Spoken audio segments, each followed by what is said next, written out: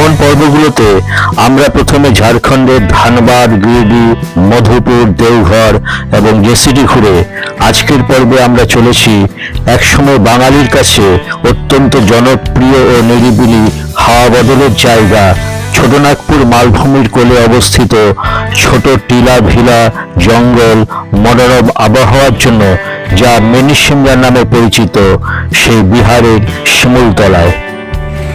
আমরা দেওঘর থেকে এখন এসেছি এইখানে যে ওম বৈদ্যনাথ হোটেলে এসেছি। এটা হচ্ছে জেসিডিতে।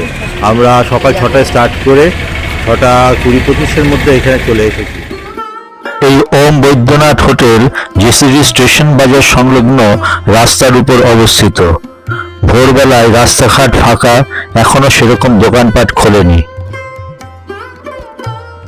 আমরা দেওঘর বাবা বৈদ্যনাথ ধাম থেকে ওইখানে যে টাওয়ার চকের পাশে যে আমরা হোটেলে ছিলাম যে দুদিন, সেইখান থেকে আমরা এসেছি এখন জেসিডি রেল স্টেশনের পাশে হচ্ছে এটা হোটেল ওম বৈদ্যনাথ। একদম স্টেশনের পাশে মেইন রোডের উপরেই এটা হচ্ছে হোটেল ওম বৈদ্যনাথ।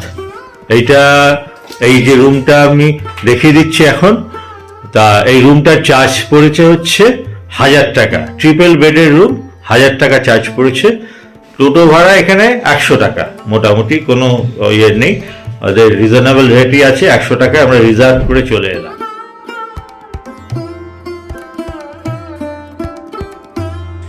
রুমে মোটামুটি এসি ফ্যান সবই আছে। এই রুমটা, এখানে হচ্ছে চেয়ার টেবিল আছে, ট্রিপল বেড। এখানে 3 জন শোয়ার বন্দোবস্ত ভালোই আছে। বাথরুম, এটা বাথরুম আছে, গিজার আছে গরম জলের জন্য, শাওয়ার আছে, সবই আছে, কমোড আছে। ভালোই বাথরুমটা বড় আছে। যে এখান থেকে আমরা এখন একটা গাড়ি নিয়ে শিমুলতলা যাব। শিমুলতলাটা বিহারের মধ্যে পড়ছে।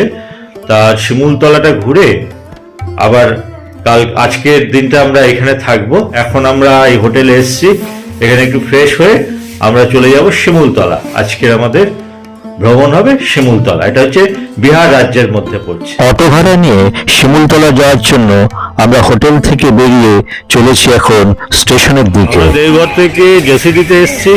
সকালবেলায় শীতকাল, খুব ঠান্ডা, এখন চারিদিকে খুব ঠান্ডা। এখন জেসিডি স্টেশনের সামনে আমরা দাঁড়িয়ে আছি। এখান থেকে আমাদের ট্রেন আছে হাওড়া যাওয়ার বন্দে ভারত। কিন্তু যেহেতু এখানে একটা অ্যাক্সিডেন্ট হয়েছে এখানে মালগাড়িতে, হ্যাঁ, ব্রিজ থেকে পড়ে গেছে নদীতে, তাই যার জন্য লাইন টাইন সমস্ত খারাপ হয়ে রয়েছে। তাই ট্রেন আজ পর্যন্ত সব ক্যান্সেল আছে।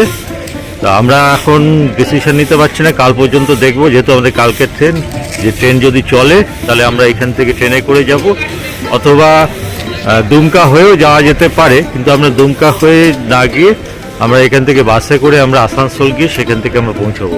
এখন জেসিডি স্টেশনটা একবার দেখিয়ে দিচ্ছি।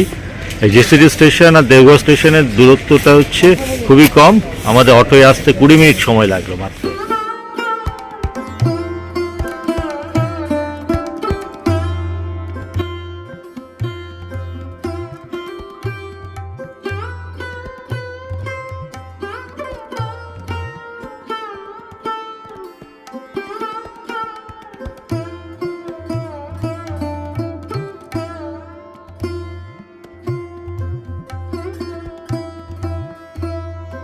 আমরা এখন জেসিডি স্টেশনে এসেছি। এটা হচ্ছে জেসিডি স্টেশনে এইখান থেকে আমাদের ট্রেন বন্দে ভারত আগামীকাল আছে, কিন্তু ট্রেন সম্ভবত ক্যান্সেল, হয়তো নাও চলতে পারে, কারণ এখানে একটা অ্যাক্সিডেন্ট হয়েছে। যার জন্য আমরা জেসিডি স্টেশনে তবু একবার খবর নিতে এসেছি ট্রেনের ব্যাপারে। আর এইখান থেকে আমরা যাব আজকে শিমুলতলা। এখন সকাল 7:30 বাজে, 7:35।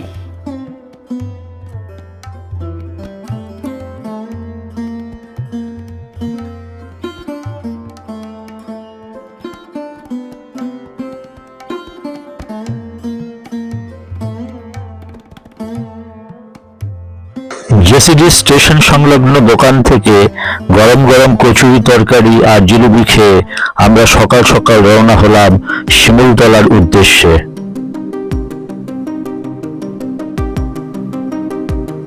বিহারের জামুই জেলায় অবস্থিত শিমুলতলা ব্রিটিশ আমল থেকেই বাঙালির প্রিয় হাওয়া বদলের জায়গা হিসেবে পরিচিত।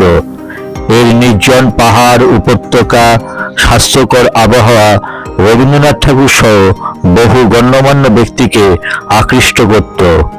পুরনো রাজবাড়ি ও ভিলার ধ্বংসাবশেষ আজও এখানকার গৌরবোজ্জ্বল ইতিহাস ও বাঙালির সংস্কৃতির প্রভাব বহন করে চলেছে। এটা হচ্ছে ঝাড়খণ্ড বিহারের বর্ডার এরিয়া।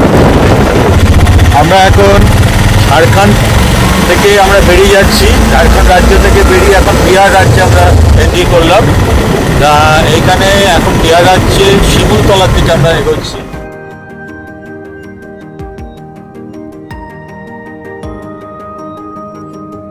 আমরা জেসিডি থেকে শিমুলতলা, বিহারের শিমুলতলা যাচ্ছি। আমাদের রথ এটা, আর সারথি এই যে এইটাতে করে আমরা এখন যাচ্ছি শিমুলতলা। এখন আমরা আছি হচ্ছে তলোয়ার বাজারের কাছাকাছি, যেখানে অ্যাক্সিডেন্টটা হয়েছে, রেল অ্যাক্সিডেন্ট, তার কাছাকাছি আছি। ওই স্পটটাতে একবার আমরা যাব। আমাদের রথটা হচ্ছে এইটা।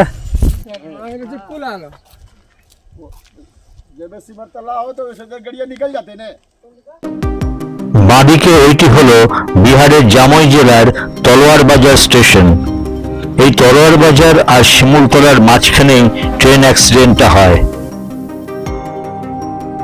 জেসিডি থেকে শিমুলতলার দূরত্ব প্রায় 45 কিমি, আর প্রকৃতির সৌন্দর্য উপভোগ করতে করতে আমরা ক্রমশ এগিয়ে চলেছি। এটি এখানকার প্রধান নদী তেলোগা নদী। এখন শীতকাল, জল শুকিয়ে গেছে। এখানে তলোয়ার বাজার স্টেশনের এখানে জেসিডি থেকে তলোয়ার বাজার স্টেশন আর একটা শিমুলতলা, এই দুয়ের মাঝখানে এই ব্রিজটা যেখানটা ভেঙে গেছে, সেই ব্রিজের এখানে আমরা এসেছি। ব্রিজটা ভেঙে গেছে, সমস্ত লাইনের তার ফার সব ছিঁড়ে গেছে, যার জন্য হাওড়া ডিভিশন, হাওড়া পাটনা নয়াদিল্লি ডিভিশনে যে ট্রেন চলাচল পুরো ব্যাহত হয়ে রয়েছে এখানটায়। হাওড়া, আসানসোল, পাটনা ডিভিশনের অধিকাংশ ট্রেনগুলোই এই পথ দিয়ে যায়। 3 দিন ধরে এই রুট বন্ধ আছে, তাই যুদ্ধকালীন তৎপরতায় মেরামতের কাজ চলছে। দেখুন কি রকম ভয়ঙ্কর অ্যাক্সিডেন্টটা হয়েছে।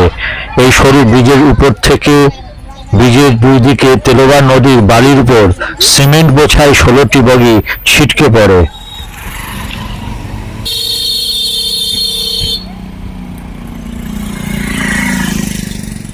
দুদিন আগের ঘটনা, যার জন্য সব ট্রেন চলাচল ব্যাহত।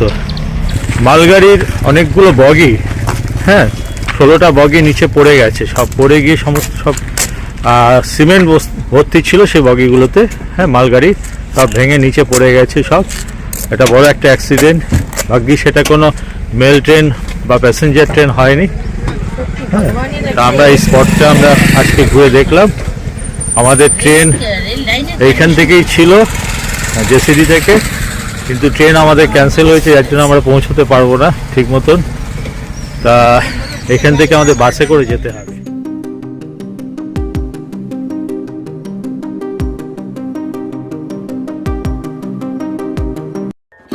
অতীতের এক সোনালী গৌরবময় ইতিহাসের সাক্ষী এই শিমুলতলা স্টেশন। তাই স্টেশনে এসে আগে স্টেশন চত্বরটা একবার ঘুরে দেখে নিলাম।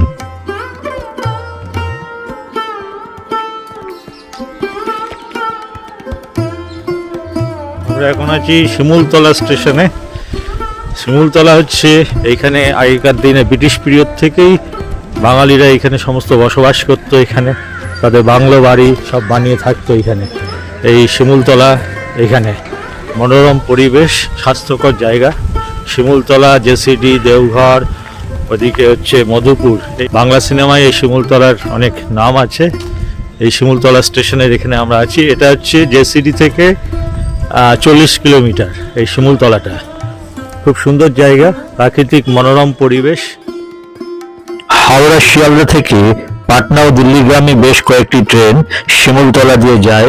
এছাড়া জেসিডি দিয়েও অনেক ট্রেন যায়, তাই শিমুলতলা ছাড়াও জেসিডি থেকে শিমুলতলায় আসতে পারেন। আমি কয়েকটি ট্রেনের নাম্বার দিয়ে দিলাম। শিমুলতলায় আমরা এসেছি। শিমুলতলায় এখানে আমরা স্টেশনের কাছে আমরা চা খাচ্ছি। প্রচণ্ড ঠান্ডা, ডিসেম্বর মাসের শেষের দিন। আজকে হচ্ছে 29শে ডিসেম্বর। গরম গরম চা খাচ্ছি।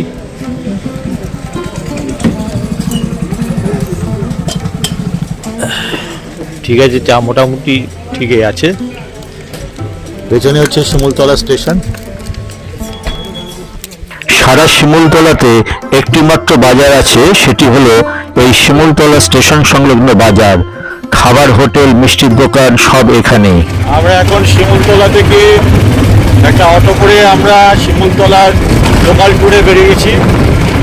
তা এখন এখানে ওয়েদারটা খুবই ঠান্ডা আছে, ডিসেম্বর মাসের লাস্ট উইক।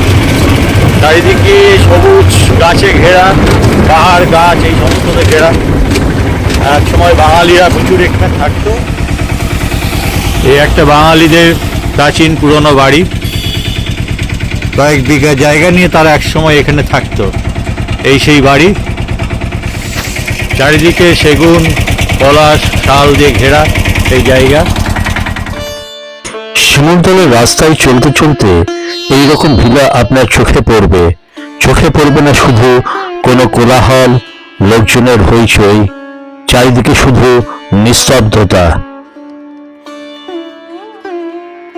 প্রাত্যহিক জীবনের ব্যস্ততা ও একঘেয়েমি থেকে বেরিয়ে এসে শিমুলতলার এই মনোরম পরিবেশে দু একটা দিন থাকলে জীবনে এনে দেয় সতেজতা ও প্রশান্তি।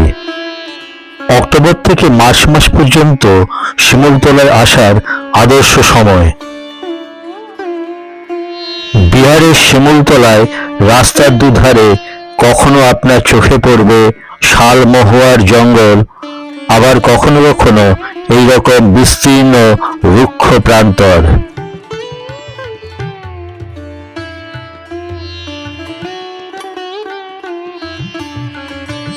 এখন আমরা এসেছি ধারারা নদীর উপত্যকার জলধারার কাছে। এখন আমরা শিমুলতলার এখানে ধারারা ফলসের এখানে এসেছি। ফলসটা একবার দেখিয়ে দিচ্ছি। এখন ডিসেম্বর মাস, এখানটায় খুবই ঠান্ডা, টেম্পারেচার 6-7 ডিগ্রিতে রয়েছে। এখন আমরা এই ফলসে নামছি। এখন ধারারা ফলসে খুব সুন্দর মনোরম পরিবেশ, চারিদিকে পাহাড় আর সবুজ গাছে ঘেরা, আর প্রচণ্ড ঠান্ডা হাওয়া।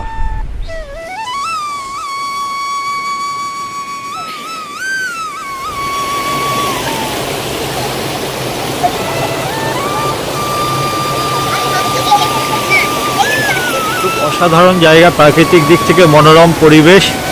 এইখানে দেখতে পাচ্ছেন এই যে ফলসের যে জলের যে গর্জন, সেটা শোনা যাচ্ছে, খুব ভালো লাগছে। এটা আমরা ঝাড়খণ্ড থেকে বিহারে এসেছি। শিমুলতলার এইখানে এটা ঝরেরা ফলসের সামনে আমরা দাঁড়িয়ে আছি। মানে স্বাস্থ্যকর জায়গা খুবই। এইখানকার খুব হেলদি আবহাওয়াটা খুব সুন্দর। মানে এখানে আসার সঙ্গে সঙ্গে শরীর মানে একদম সতেজ হয়ে যাচ্ছে আমাদের। খুবই ভালো লাগছে, খুবই ফ্রেশ। মানে ভাষায় প্রকাশ করতে পারছি না, এত সুন্দর ভালো লাগছে। অসাধারণ জায়গা। আমি দেখিয়ে দিচ্ছি সামনেটা। এই যে পাথরের খাঁজে খাঁজে সব এই ঝর্ণার জল বয়ে যাচ্ছে। এই নদীর উপত্যকা বর্ষার সময় জলে ভরে থাকে, কিন্তু এখন শীতকাল, তাই নদীটি শীর্ণকায়। প্রায় 150 ধাপ সিঁড়ি পেরিয়ে নামতে হয় এই জলধারার কাছে। ছড়িয়ে আছে বিভিন্ন ডিজাইনের ছোট বড় নানা মাপের পাথর। কি সুন্দর ডিজাইন পাথরের। নদী, এই নদীর ধারা নেমে আসছে পাহাড়ের, এই যে পাথরের খাঁজ দিয়ে জল নেমে আসছে। জলের গর্জনটা শুনতে পাচ্ছেন, অসাধারণ গর্জন। জল কম কিন্তু হ্যাঁ, দেখতে খুব সুন্দর। দেখতে খুব সুন্দর। পাথরগুলো খুব মানে আলাদা আলাদা ডিফারেন্ট টাইপসের, জিওগ্রাফিক মানে ফিচার্স অনুযায়ী পাথরগুলো ডিফারেন্ট শেপের। আর এখানে সব পাথরের উপর যে হেঁটে চলা যাবে তাও নয়, কিন্তু খুব সুন্দর, ভিউটাও সুন্দর। আর পাথরের শেপগুলো বেশি সুন্দর, আসলে ওগুলোই দেখার। পাথরের শেপগুলো সত্যি খুব সুন্দর, এক একটা এক এক রকমের শেপ। আমি আরেকবার দেখিয়ে দিচ্ছি।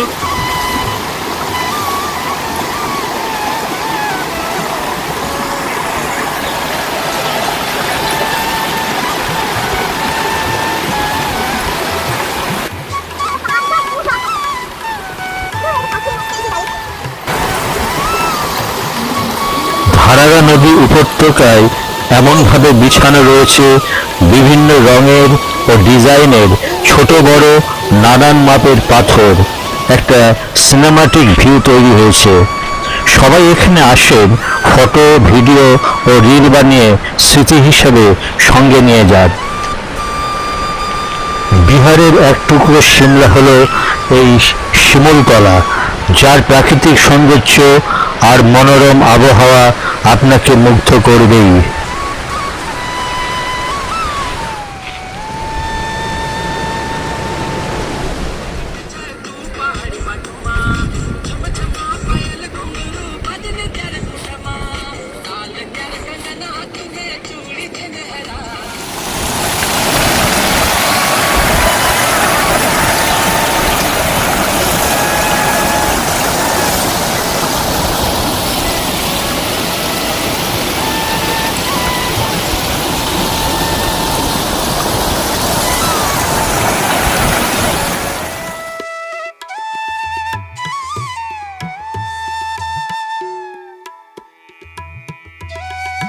টিলার উপর ছোট্ট একটি মন্দির, আর পেছন দিক থেকে নেমে গেছে বিস্তীর্ণ ধারারা নদীর উপত্যকা।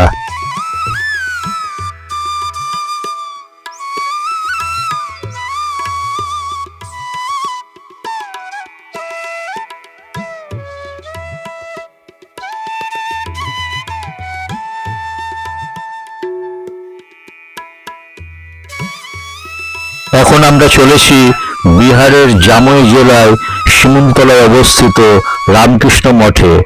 ঢুকতেই বাঁদিকে দেখতে পেলাম নতুন তৈরি একটা ছোট্ট মন্দির, আর ভেতরে স্বামী বিবেকানন্দের মূর্তি কিরকম যেন এক অবহেলায় পড়ে আছে।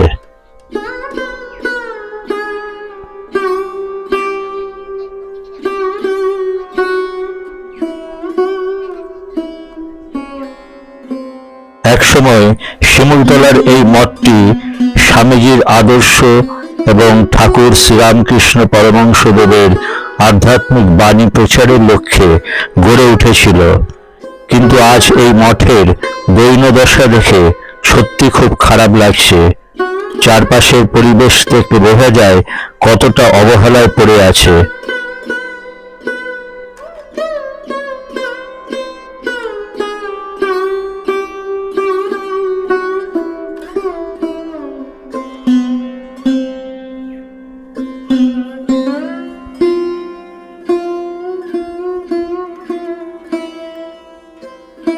মঠের ভেতরে এইটি হচ্ছে নাট মন্দির। মাঝখানে ঠাকুর, একদিকে স্বামীজি, আরেকদিকে মায়ের মূর্তি। খুব ভালো লাগলো।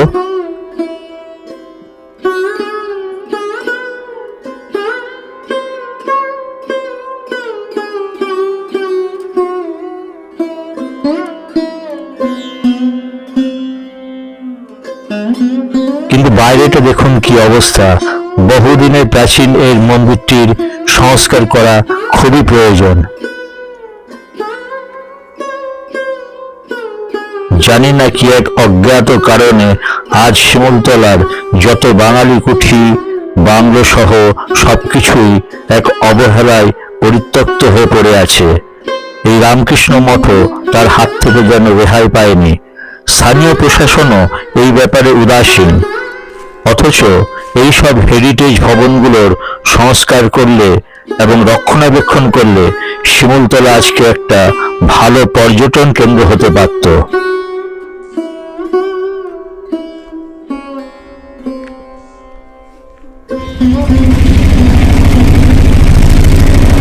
এই একটা বাংলো বাড়ি, মঠ এটা। ও আচ্ছা, এটা মঠ আছে, একটা তারা মঠ আছে। আচ্ছা,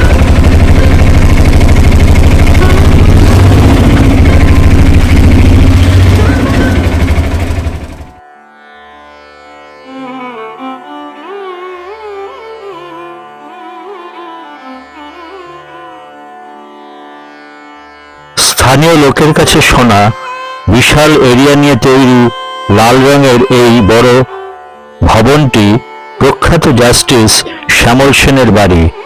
এই বাড়িটি একসময় গেস্ট হাউস হিসেবে ব্যবহার হতো, এখন আর হয় না।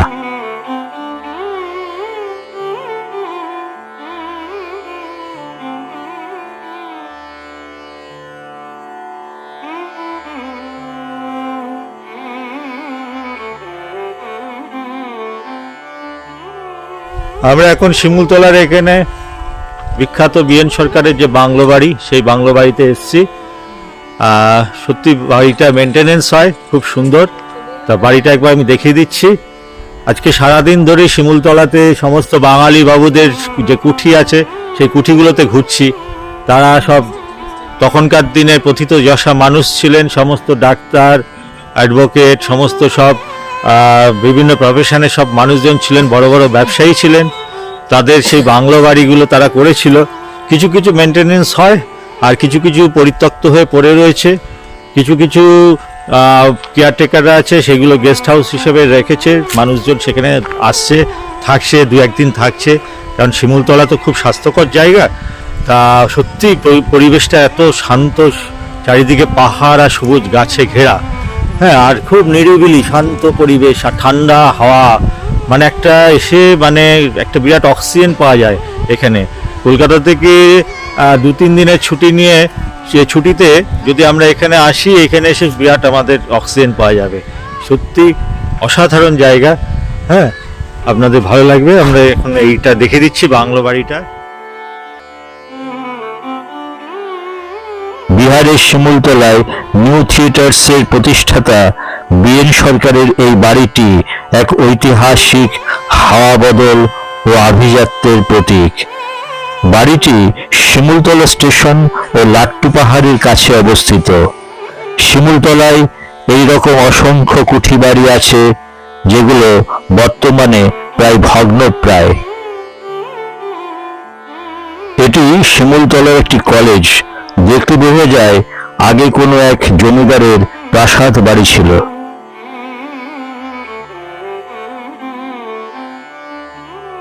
যেসব কুঠিগুলো এখনো পর্যন্ত মেনটেনেন্স হয়, সেইগুলোর কিছু কিছু বর্তমানে গেস্ট হাউস হিসেবে ভাড়া দেওয়া হয়। এটি পাল ভিলা এখনো পর্যন্ত ঠিক আছে। এটাও একটা বাঙালি কুঠি। দেখুন, ডাক্তার এন গুহ,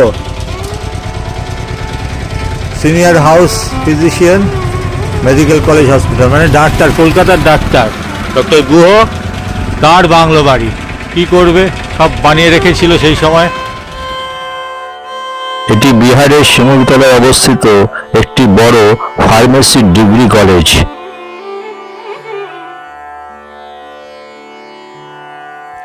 এই একটা বিহারি বাবুর বাংলো, এই যে বিহারি বাবুর বাংলো। এখন এগুলো সব গেস্ট হাউস। পাইন ভিলার সামনে এসছি। এই পাইন ভিলাতে বাংলা সিনেমা, যে দাদার কীর্তি সিনেমা, বিখ্যাত সিনেমা তাপস পালের, সেই দাদার কীর্তি সিনেমার শুটিং হয়েছিল এই পাইন ভিলাতে। একবার পাইন ভিলাটা দেখিয়ে দিচ্ছি। এই ভাইয়া পাইন ভিলা, শিমুল লজেতে হয়েছিল। দাদার কীর্তি মানে স্থানীয় আমাদের যে অটো ড্রাইভার বললো, দাদার কীর্তি সিনেমার শুটিং হয়েছিল এই বিল্ডিং এ।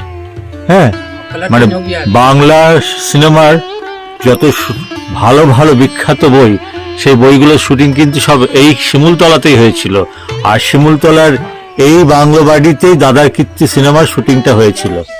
দেখুন, ব্রিটিশ আমলের সময় থেকেই এই শিমুলতলায় এত পরিমাণে অভিজাত বাঙালির তৈরি বিলাসবহুল ভিলা আছে যে এক সময় শিমুলতলা নিয়ে একটা কথা প্রচলিত ছিল যে টিলা টিলা শিমুলতলায় ভিলা ভিলা বাড়ি।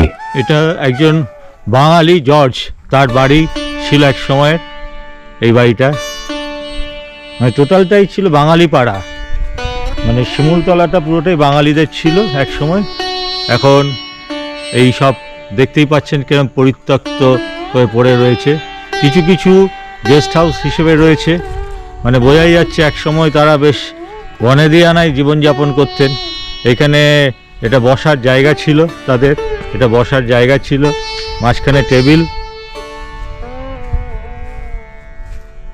এটা গেট সব বন্ধ আছে, ভেতরে কিছু আছে কি বোঝা যাচ্ছে না, কারণ সবই বন্ধ। সব কাঁচ টাঁচগুলো সব খুলে গেছে, সব ভেঙে গেছে সব। এখন তাদের উত্তরসূরিরা এগুলো আর মেনটেনেন্স করেনি। ওইখানে একটা কুয়ো আছে আমি দেখতে পাচ্ছি, তখনকার দিনে সে পাত কুয়ো। এটা আরেকটা দিক, এদিকে বোধহয় কেয়ারটেকারে থাকতো, তাদের ঘর।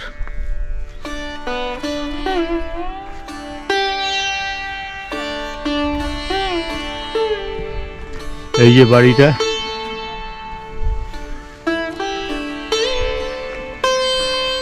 চারদিক থেকে ঘুরিয়ে ঘুরিয়ে দেখিয়ে দিচ্ছি।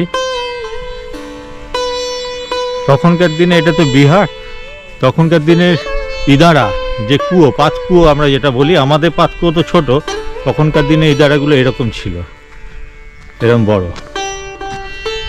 দেখুন এখনো জল আছে তলায়, এরকম সাইডে সাইডে লোহা দেওয়া আছে, মানে এইটা দিয়ে দিয়ে নাপতে হতো, নেবে পরিষ্কার টরিষ্কার করা হতো। দেখুন এখনো জল আছে তলায়।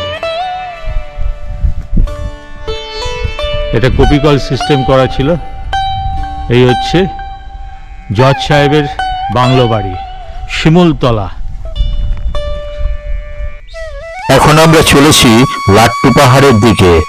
লাট্টু পাহাড়টিকে দূর থেকে দেখলে মনে হবে যেন উল্টো হয়ে একটা খেলনা লাট্টু দাঁড়িয়ে আছে।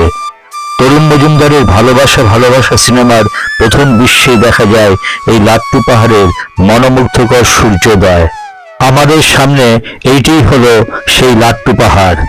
শিমুলতলা স্টেশন থেকে প্রায় 1.5 কিলোমিটার দূরে অবস্থিত এই লাট্টু পাহাড় রবীন্দ্রনাথ সহ অনেক বাঙালি মনীষীর স্মৃতি বিজড়িত স্থান। বিহারের শিমুলতলায় আমরা এখন এখানে এসেছি লাট্টু পাহাড়ে। এই লাট্টু পাহাড়ে আসার উদ্দেশ্য হচ্ছে আমাদের ভারত আত্মার মূর্ত প্রতীক স্বামী বিবেকানন্দ এই লাট্টু পাহাড়ে বেশ কয়েকবার এসেছিলেন। এখানে উনি ধ্যান করতেন, তা সেই স্বামীজি ধ্যানমগ্ন অবস্থায় এখানে থাকতেন এই লাট্টু পাহাড়ে। পাশেই আছে, লাট্টু পাহাড়ের পাশেই আছে ঠাকুরের যে মন্দির, রামকৃষ্ণ মঠ রয়েছে, যদিও সেটা খুবই জরাজীর্ণ অবস্থা। তা আমরা এখন সেই লাট্টু পাহাড়ে উঠছি যেখানে স্বামীজি ধ্যান করতেন। এখান থেকে ভিউটা খুব সুন্দর, অসাধারণ ভিউ। অনেকটাই সিঁড়ি উঠতে হচ্ছে, ধীরে ধীরে সিঁড়ি আছে, কিছু স্লোপিং আছে, ধরে ধরে উঠতে হচ্ছে। এই যে আমি দেখিয়ে দিচ্ছি, এই সিঁড়ি, কিছু সিঁড়ি আবার স্লোপিং, এটা ধরে ধরে আমাদের উপরে উঠতে হবে। অনেকটা উঁচু আছে, পাহাড়ের চূড়ায় মন্দির আছে একটা, সেই মন্দিরে যাব আর কি।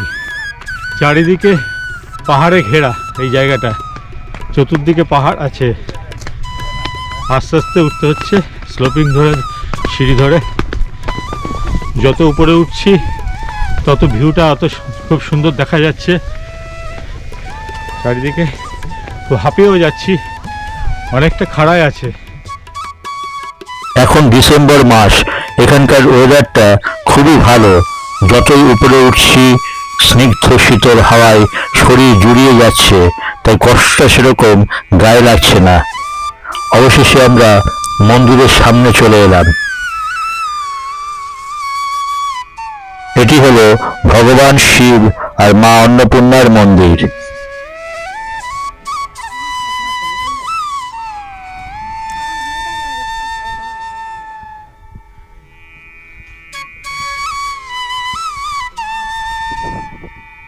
আপনারা যারা লাট্টু পাহাড়ের সামনে আসবেন, কষ্ট করে হলেও একবার উপরে উঠবেন, না হলে এখানকার উপত্যকার যে প্যানোরামিক ভিউ সেটা মিস করবেন।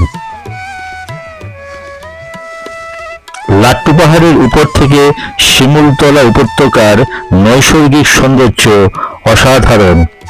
এখান থেকে পরিষ্কার দেখা যায় শিমুলতলা রাজবাড়ি এবং তার চারপাশ।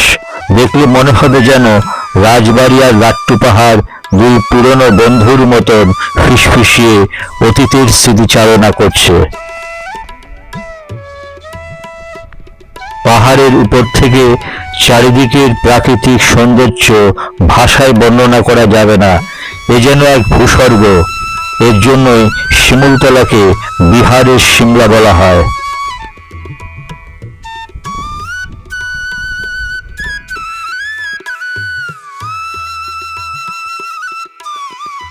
শিমুলতলা এমন একটি জায়গা, এখানে এসে আপনি অলসভাবে মাইলের পর মাইল যেদিক খুশি হাঁটতে পারেন। এক নীরবতার শব্দ আপনি অনুভব করতে করতে, অতীতের স্মৃতিচারণা করতে করতে সতেজ হয়ে ফিরে আসবেন। বেশ ভালো লাগবে। আমরা এখন বিহারের শিমুলতলায় এমন একটা জায়গায় এসেছি, এই জায়গাটা দেখলে আপনাদের সকলেরই মনে পড়ে যাবে বিখ্যাত ভানু বন্দ্যোপাধ্যায়ের যে সিনেমা, যে আশিতে আসিও না যে সিনেমাটা হয়েছিল, সেই সিনেমাতে আপনাদের মনে আছে যে একটা পুকুর ছিল, সেই পুকুরে ডুব দিলে মানুষের বয়স কমে যেত, অনেকটাই কমে যেত। সেই পুকুরটার সামনে আমরা এসেছি। হ্যাঁ, সেই সত্যি খুব বিখ্যাত সিনেমা। আর সেই যে পুকুরটাকে ঘিরে ওই সিনেমাটা হয়েছিল আশিতে আসিও না, সেই পুকুরটার সামনে আমরা এখন দাঁড়িয়ে আছি। এটা হচ্ছে শিমুলতলায়। শিমুলতলায় এই জায়গাটা পুরোটাই হচ্ছে বাংলা সিনেমা। তরুণ মজুমদারের যত সিনেমা আছে সেই সিনেমাগুলোর শুটিং সমস্ত এই চত্বরটাতেই হয়েছিল। পাশেই আছে রাজবাড়ি, শিমুলতলা রাজবাড়ি। সেই রাজবাড়িকে ঘিরেও অনেক সিনেমা হয়েছিল। আপনারা রাজবাড়িটা দেখলে আপনারা বুঝতে পারবেন। সেই রাজবাড়িটা আমি দেখাবো। এখন আগে আপনাদেরকে আমি এবার পুকুরটা দেখিয়ে দিচ্ছি। তখনকার দিনের পুকুরটা যা ছিল এখন অনেকটা মজে গিয়ে এইরকম দাঁড়িয়েছে। এটা হচ্ছে সেই পুকুরটা। দেখুন পরিবেশটা কিন্তু একই রকমই আছে, সে চারিদিকে জঙ্গল পাহাড়। হ্যাঁ, এই জঙ্গল পাহাড় আর এই যে এই পথটা দিয়ে মনে আছে যে এই পথটা দিয়ে সেই গাড়িতে করে সব আসছিল ওরা, সব দল বেঁধে। পাশেই আছে সেই রাজবাড়িটা। দেখুন এই সেই রাজবাড়িটা আমি একটু জুম করে দেখিয়ে দিচ্ছি। এই যে সেই রাজবাড়িটা, আমি রাজবাড়িটার সামনে গিয়ে আমি একবার দেখিয়ে দিচ্ছি। এই পুরোটাই হচ্ছে এইখানে বাংলা সিনেমার এই পুরো এরিয়াটাতে প্রচুর সিনেমা হয়েছে। পাশে লাট্টু পাহাড় আছে, ওইটা হচ্ছে লাট্টু পাহাড়, আমি দেখাচ্ছি ওটা লাট্টু পাহাড়। এটা হচ্ছে শিমুলতলা রাজবাড়ি, এটা শিমুলতলা রাজবাড়ি। আর এটা হচ্ছে সেই আশিতে আসিও না যে পুকুরটাতে ডুব দিলে মানুষের বয়স কমে যেত, সেই পুকুরটা। হ্যাঁ, এই সমস্ত সিনেমাগুলো দেখেই তো আমরা বড় হয়েছি। তা এই সিনেমায় সব শুটিংগুলো এখানে হয়েছিল এই চত্বরে। দেওঘর থেকে সকালবেলায় বেরিয়ে আমরা জেসিডি এসেছি। জেসিডি থেকে আমরা আবার অটো নিয়ে শিমুলতলায় এসেছি। আমাদের দেওঘর থেকে জেসিডি আসতে নিল আমাদের 100 টাকা অটো ভাড়া। আর জেসিডি থেকে শিমুলতলায় আসতে নিল আমাদের হচ্ছে 750 টাকা অটো ভাড়া। আর শিমুলতলায় এসে আমরা যে অটোটা বুক করেছি সেই অটো বুক শিমুলতলার এই টোটাল স্পটগুলোকে আমাদের ঘুরিয়ে ঘুরিয়ে দেখাচ্ছে। তার জন্য ওর সঙ্গে কথা হয়েছে, ও নেবে হচ্ছে 500 টাকা। আর শিমুলতলা থেকে ঘুরিয়ে আমাদেরকে আবার জেসিডিতে নামিয়ে নেবে, 700 টাকা নেবে। এটা হচ্ছে কথা হয়েছে। তাহলে মোটামুটি 500 টাকায় আমরা শিমুলতলাটা পুরোটা ঘুরে নিতে পারছি। আমরা জেসিডিতে আজকে নাইট স্টে করব। শিমুলতলায় যেহেতু হোটেলটা ভেবেছিলাম, যাদের ফোন করেছিলাম তারা বললো হোটেল নেই, কিন্তু এসে দেখলাম না হোটেল অনেক আছে। এইখানকার হোটেল ভাড়াগুলো বলে দিই, যেহেতু এটা একসময় বাঙালি এবং অভিজাত পরিবাররা সমস্ত বাস করত, তারা এখন এখানে থাকে না। তাদের সেই কুঠিরগুলো, সেই বাঙালি কুঠিরগুলো এখন এখানে সমস্ত লজ টাইপের, হোমস্টে টাইপের করে দিয়েছে। এখানে 400, 450, 500, 600 টাকা রেঞ্জের মধ্যে প্রচুর এই হোমস্টে, এখানে বাঙালি কুঠিরে হোমস্টে, এবং সেখানে রান্না বান্না খাওয়া দাওয়া সব ব্যবস্থাই আছে। হ্যাঁ, তা এখানে এসে থাকতে পারেন। আমরা এটা মিস করলাম, কারণ আমরা ভেবেছিলাম পাবো কি পাবো না। হ্যাঁ, তা এসে দেখলাম যে না, পাওয়া যাচ্ছে। হ্যাঁ, তা তা আপনারা এলে এখানে এসে থাকতে পারেন। এখন আমরা যাব শিমুলতলা রাজবাড়িটা একবার আমরা দেখতে, যে রাজবাড়িকে ঘিরে যত তরুণ মজুমদারের যত বাংলা সিনেমাগুলো হয়েছিল সেই সিনেমার শুটিং হয়েছে। চলুন একবার সেই রাজবাড়িটা একবার দেখে নিই। আমরা এখন চলেছি জনমানবহীন নীরব নির্জন উপত্যকার মাঝখানে দাঁড়িয়ে থাকা এক জীর্ণ ভগ্ন পুরো রাজবাড়ির দিকে। দূর থেকে যাকে দেখলে সবারই গা ছমছম করবে। আর ভয়ঙ্কর সুন্দর সেই শিমুলতলার রাজবাড়ি বা নলডাঙ্গার রাজবাড়ি দেখতে ছুটে আসেন বহু পর্যটক। আরামদায়ক জলবায়ু আর প্রাকৃতিক সৌন্দর্যের জন্য আজ থেকে প্রায় 150 বছর আগে জমিদার প্রমথভূষণ এই রাজবাড়ি নির্মাণ করেছিলেন তার হাওয়া বদলের জন্য। এর বিশাল বিশাল স্তম্ভ, অপূর্ব সুন্দর কারুকার্য আর গঠনশৈলী দেখলে বোঝা যায় এক সময় এর গৌরব কতখানি ছিল।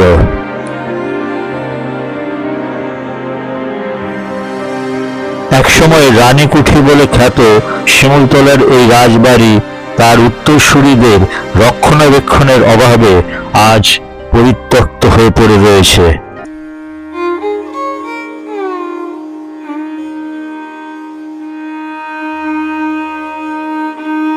সিঁড়ি দিয়ে উপরে উঠলাম, কিন্তু এগোনোর আর পথ নেই।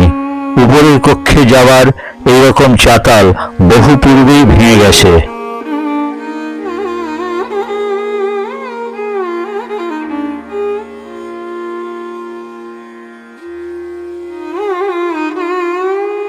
ফাঁকা নির্জন বিশাল জনমানবহীন প্রান্তরের মাঝখানে এইরকম একটা পরিত্যক্ত ভগ্ন পুরো রাজবাড়িকে দূর থেকে দেখলে কেমন যেন গা ছমছম করে। কোথাও কোনো লোকজন নেই।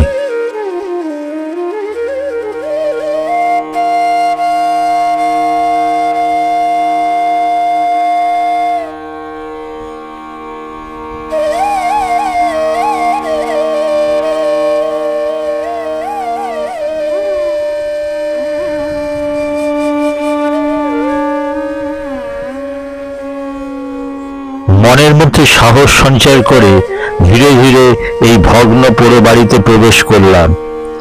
বিষাক্ত পোকামাকড় আর সাপের ভয় একটা থাকেই, কারণ এই ধরনের ভাঙা পরিত্যক্ত বাড়িতে তাদের রাজকীয় বাসস্থান।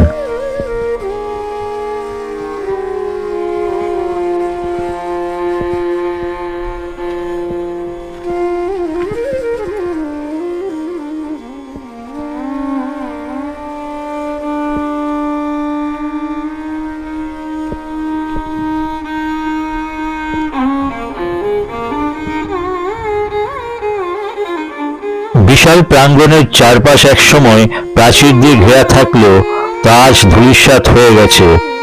চোরেরা ছাদ থেকে কড়িবর্গা খুলে নিয়ে গেছে বহু পূর্বেই, ফলে ছাদ ধসে পড়েছে।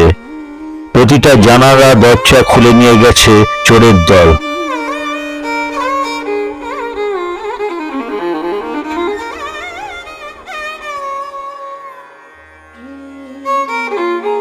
একসময়ের এই রাজবাড়ির সঙ্গে জড়িয়ে ছিল ভারতবর্ষ স্বাধীনতা আন্দোলনের বেশ কিছু অধ্যায়। এই বাড়িতে বসেই তৈরি হয়েছে বিভিন্ন আন্দোলনের রূপরেখা।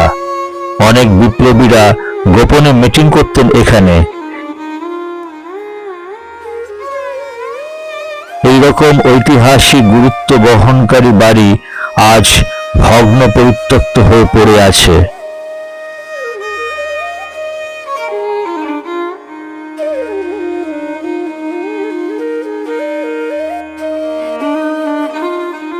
সময়ের সাথে সাথে রক্ষণাবেক্ষণের অভাবে বহু রাজবাড়ি এখন ধ্বংস হয়ে গেছে।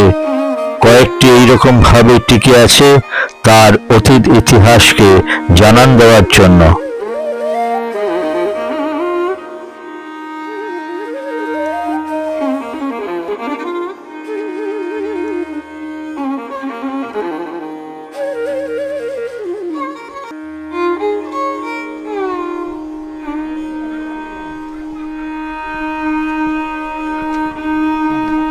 কিছুটা ওঠা যাবে। বাড়ির অন্দরমহল দিয়ে দোতলায় যাওয়ার জন্য একসময় সিঁড়ি ছিল। এই সিঁড়ি দিয়ে উঠতেও ভয় লাগছে কখন বা ভেঙে পড়ে। এখন আর এগোনোর উপায় নেই। এখানেও চোরের দল কড়িবর্গার কাঠ খুলে নিয়েছে, ফলে ছাদ বা চাতাল ভেঙে গেছে। তাই এখান থেকেই অনুমান করলাম দোতলার কক্ষের ঘরগুলোকে। একসময় আলো বাতাস চলাচলের জন্য অনেকগুলো জানালা ছিল এখানে।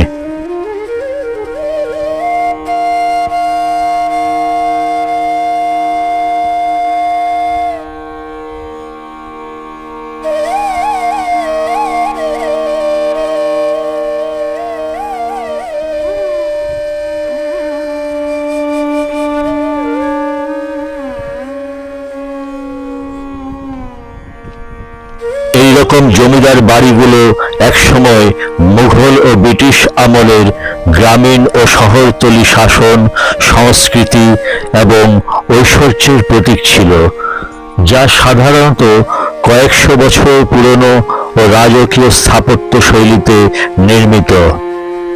এই ধরনের বাড়িগুলো ছিল জমিদারদের প্রশাসনিক কেন্দ্র এবং অনেকেই ছিলেন ব্রিটিশের দ্বারা স্বীকৃতিপ্রাপ্ত। তবে 1793 সালের চিরস্থায়ী বন্দোবস্তের পর ব্রিটিশরা এই ব্যবস্থাকে সুসংহত করেছিলেন। এই বাড়িগুলো ছিল বিশাল, যা একাধিক আঙিনা, রোমান কায়দার স্তম্ভ, সুরক্ষিত প্রাচীর দিয়ে ঘেরা থাকত। তখনকার দিনে জমিদাররা ছিলেন অনেক ধন সম্পদের মালিক, তাই তারা তাদের বাড়িগুলো বানাতেন দালানের মধ্যে অপূর্ব কারুকাজ, বিভিন্ন ধরনের সুন্দর সুন্দর নকশা করে। এগুলো কেবলমাত্র বাসগৃহই ছিল না, বরং নাট মন্দির, দুর্গা মন্দির, বড় বড় দিঘি জমিদার বাড়ির এক অবিচ্ছেদ্য অংশ ছিল। এই বাড়িগুলো একসময় ছিল সংস্কৃতি ও উৎসবের কেন্দ্রবিন্দু। তবে 1950 সালের জমিদারি প্রথা বিলুপ্ত হওয়ার পর অনেক বাড়ি এখন ধ্বংসপ্রায় বা প্রত্নতাত্ত্বিক নিদর্শন হিসেবে টিকে আছে। কিছু বাড়ি আবার সংস্কার করে পর্যটন কেন্দ্র করা হয়েছে। আমাদের আশেপাশে আনাচে কানাচে ছড়িয়ে রয়েছে এইরকম অনেক জমিদার বাড়ি বা রাজবাড়ি। এই বাড়িগুলোর প্রতিটির সাথে জড়িয়ে আছে হাজার হাজার জানা অজানা ইতিহাস। শিমুলতলার এই রাজবাড়ির অন্দরমহল ও বাইরেটা ঘুরে ঘুরে দেখলাম হয়তো অনেক অজানা ইতিহাসের সাক্ষী হয়ে দাঁড়িয়ে আছে এর প্রতিটি দেয়াল, জানালা, দরজা। তারা যেন অনেক কিছুই বলতে চায়। এখানে এসে শুনলাম দুর্গেশগড়ের গুপ্তধনের শুটিংও নাকি এই বাড়িতেই হয়েছিল। নির্জন উপত্যকার মাঝখানে ইতিহাসের সাক্ষী হয়ে দাঁড়িয়ে থাকা শিমুলতলা রাজবাড়ি ও লাট্টু পাহাড়কে বিদায় জানিয়ে আমরা এগিয়ে চলেছি পেটের আগুন নেভানোর জন্য শিমুলতলা স্টেশন সংলগ্ন একটি গ্রামীণ ধাবার দিকে, যেখানে আগে থেকেই খাবার বিষয়টা জানিয়ে রাখতে হয়েছিল।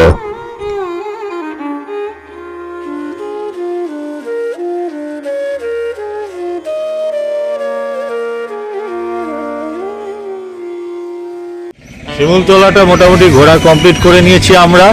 এখন আমরা শিমুলতলা স্টেশনের কাছে। এইখানে তো দেখতে পাচ্ছেন খুব রিমোট এরিয়া, গ্রামের পরিবেশ।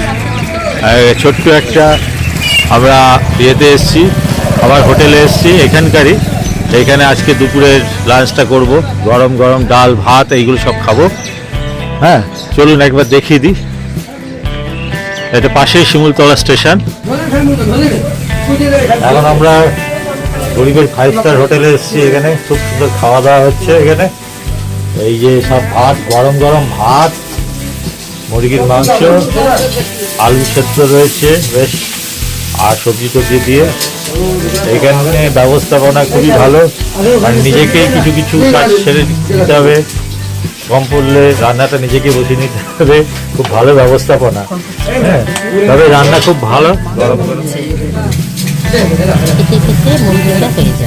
আপাতত পড়েছে ভাতের সঙ্গে আলু সেদ্ধটা পড়েছে। এরপরে মেনুগুলো আসছে, ভাত, ডাল, পাঁপড়,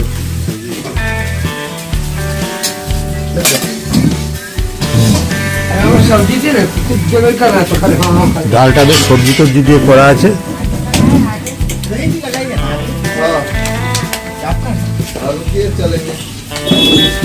বাঁধাকপির তরকারি, হ্যাঁ,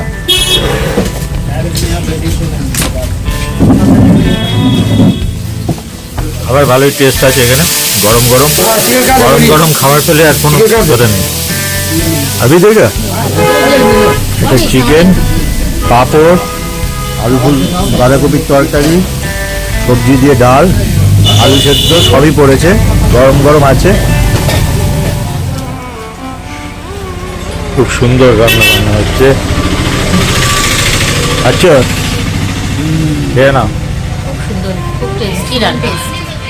আমার খিদের মুখে আমরা এখানে এসেছি। ডাল, ভাত, তরকারি, চিকেন, মানে বেসিক্যালি আমরা বাইরে আমিষটা খাই না, কিন্তু এত রান্নার স্বাদ ভালো। শিমুলতলা এলে আপনারা এই হোটেলটিতে খেতে পারেন। মনেই হবে না বেঙ্গলের বাইরে আছি, পুরো বাঙালি। এইবারে ভ্রমণ পর্বে 6টি পর্বে আমরা ঝাড়খণ্ডের ধানবাদ, গিরিডি, মধুপুর, দেওঘর এবং শেষ পর্বে জেসিডি ও বিহারের শিমুলতলা ভ্রমণ করলাম। আপনারা যারা আমার ভ্রমণ সংক্রান্ত ভিডিও দেখছেন তাদের সকলকে ধন্যবাদ জানিয়ে এবারের মতন ভ্রমণ পর্ব এখানে শেষ করলাম। আগামী দিনে নতুন কোনো পর্বে আবার দেখা হবে। ধন্যবাদ।